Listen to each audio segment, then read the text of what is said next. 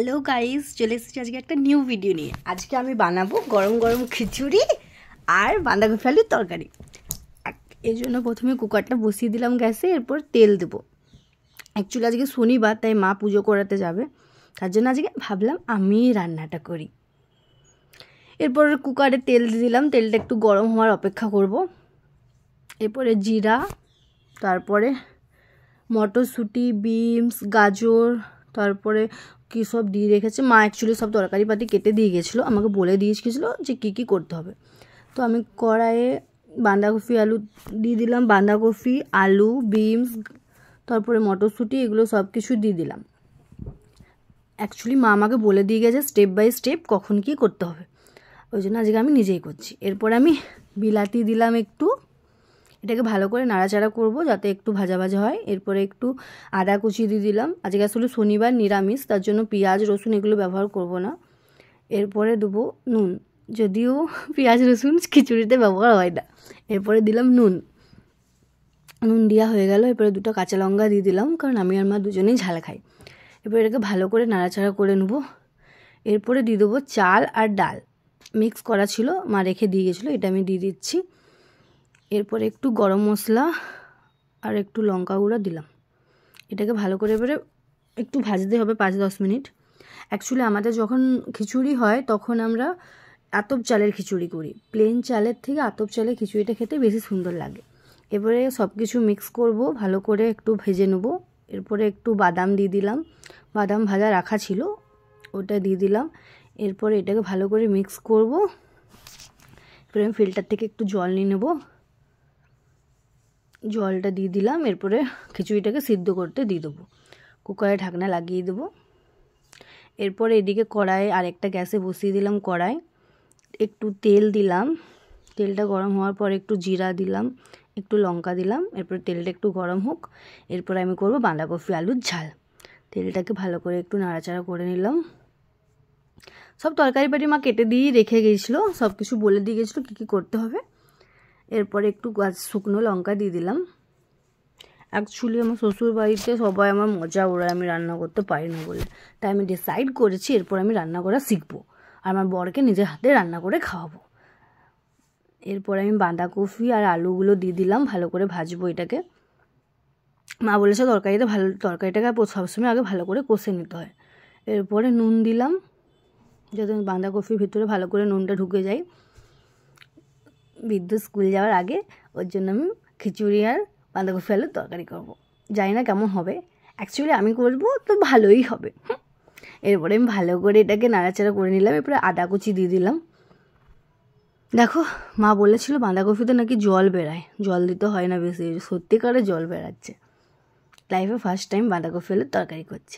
এরপরে আমি গাজর আর বিলাতি দিয়ে দিলাম, এইটাকে ভালো করে এটার সঙ্গে মিক্স করে নেবো। অ্যাকচুয়ালি মা আমাকে গাজরগুলো ছোট ছোট করে কেটে নিতে বলেছিল, কিন্তু আমি কাটতে পারি না। এরপরে আমি একটু হলুদ দিয়ে দিচ্ছি, একটু গরম মশলা দেবো, ধনে গুঁড়ো আগেই দিয়ে দিচ্ছি, ওটা বলতে ভুলে গেছি। এটাকে ভালো করে মিক্স করে নেবো। যেটা বলছিলাম, অ্যাকচুয়ালি মা আমাকে গাজরগুলো ছোটো ছোটো পিস করে নিতে বলেছিল, কিন্তু আমি যেহেতু পারি না ওই জন্য আমি একটা ট্রিক্স করেছি। সেটা হলো, যখন তরকারিটা হয়ে যাবে, গাজরটা নরম হয়ে যাবে, সিদ্ধ হয়ে যাবে, তখন ওটাকে আমি খুন্তি করে ছোটো ছোটো পিস করে নেব। এদিকে আমার বাঁধাকপি দেখতে লাগছে, হয়ে এলো। এরপর এটাকে জল দিয়ে দিলাম ভালো করে। এবার এটাকে ভালো করে নাড়াচাড়া করে ঢাকা দিয়ে দেবো সিদ্ধ হওয়ার জন্য। দেখতে একদম বাঁধাকপি আলুর তরকারির মতোই লাগছে, কাশ আমি এটা তোমাকে খাওয়াতে পারতাম। এরপরে আমি ঢাকা দিয়ে দিলাম, এটাকে সিদ্ধ হতে হোক। এদিকে আমার খিচুড়ি হয়ে গেছে, আর এদিকে খিচুড়ি আর তরকারি করতে যে আমার রান্নাঘরের অবস্থা নাজেহাল, এই যে একদম বিচ্ছিরি হয়ে গেছে। ওই জন্য এটাকে ক্লিন করতে হবে, নইলে মা এসে আমাকে চিচাবে। এই জন্য আমি একটা চুটকিতে ক্লিন করে নেবো। 1 2 3, 1 2 3, এই দেখা দেখলে হয়ে গেল ক্লিন। পুরো রান্নাঘরটা ক্লিন করে নিলাম। এদিকে আমার খিচুড়ি প্রায় হয়ে গেছে, গ্যাস অফ করে দিয়েছি।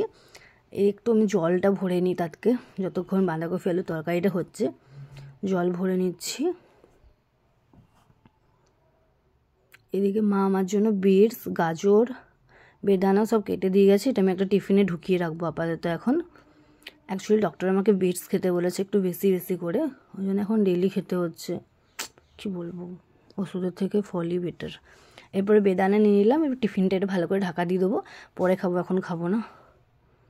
টিফিনটা ভালো করে ঢাকা দিয়ে দিলাম, জলটাও রেডি করে রেখে নিলাম।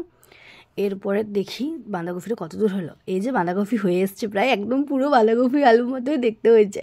বাঁধাকপি আলুর তরকারিটা প্রায় হয়ে গেছে, সিদ্ধ হয়ে গেছে, অনেক সুন্দর স্মেল আসছে। এরপরে গাজরটাকে আমি ছোটো ছোটো করে কেটে নেবো। যেটা বলেছিলাম যে গাজরটা সিদ্ধ হয়ে গেলে খুন্তি দিয়ে ছোটো ছোটো পিস করে নেব, ওইটা এরপরে করব। এইদিকে একটু ভালো করে মিক্স করে নিই, তরকারিটা হয়ে গেছে প্রায়, সব জল শেষ হয়ে গেছে। এরপরে আমি ছোটো ছোটো করে গাজরটাকে কেটে নিচ্ছি খুন্তি করে। বাঁধাকপিটা পুরো শুকনো শুকনো হয়ে গেছে, আর জল নেই, সব জল মরে গেছে, এই জন্য বাঁধাকপি আলুর তরকারি আমার রেডি। এরপরে বেস্ট পার্ট হলো ঘি। আমরা সব খাবারে ঘি দিই, বিকজ আমার আর মায়ের ঘি খুব খুব খুব পছন্দ, ওই জন্য আমি ভরকে ঘি ঢেলে দিয়েছি। খিচুড়ি প্রায় রেডি, একটু গ্যাসটাকে অন করে দিলাম গরম করার জন্য, আর একটু ঘি দিয়ে দিই বিকজ আই লাভ ঘি, ওই জন্য এবারে খিচুড়িতে ঘিটা প্রায় দেওয়া হয়ে গেল। এরপরে একটু বাঁধাকপিতেও ঘি দিয়ে দেবো, এটা একটু সামান্য দেবো, বেশি দেবো না। এরপরে একটু ভালো করে নাড়াচাড়া করে নেবো বাঁধাকপি তরকারিটা। আর কমপ্লিট। মা আমাকে চাটনিটাও করতে বলেছিলো, বাট আমি সো টায়ার্ড, আমি আর করতে পারবো না, এই জন্য আমি খিচুড়ি আর বাঁধাকপি আলুর তরকারিই করে নিলাম। প্রায় হয়ে গেল, কমপ্লিট হয়ে গেছে। এরপর আমি সার্ভ করব গরম গরম খিচুড়ি আর বাঁধাকপি আলুর তরকারি। বেশিক্ষণ লাগেনি, আমার 1 ঘন্টার মধ্যেই সব কমপ্লিট হয়ে গেছে। এরপরে আমি খিচুড়িটাকে ভালো করে নাড়াচাড়া করে এরপরে সার্ভ করব। নেক্সট বার যখন শ্বশুরবাড়ি যাবো তখন সবাইকে দেখাবো যে আমিও রান্না শিখে গেছি। এই যে খিচুড়ি আর বাঁধাকপি আলুর তরকারি, এরপরে আমি এটা খেয়ে টেস্ট করে দেখি।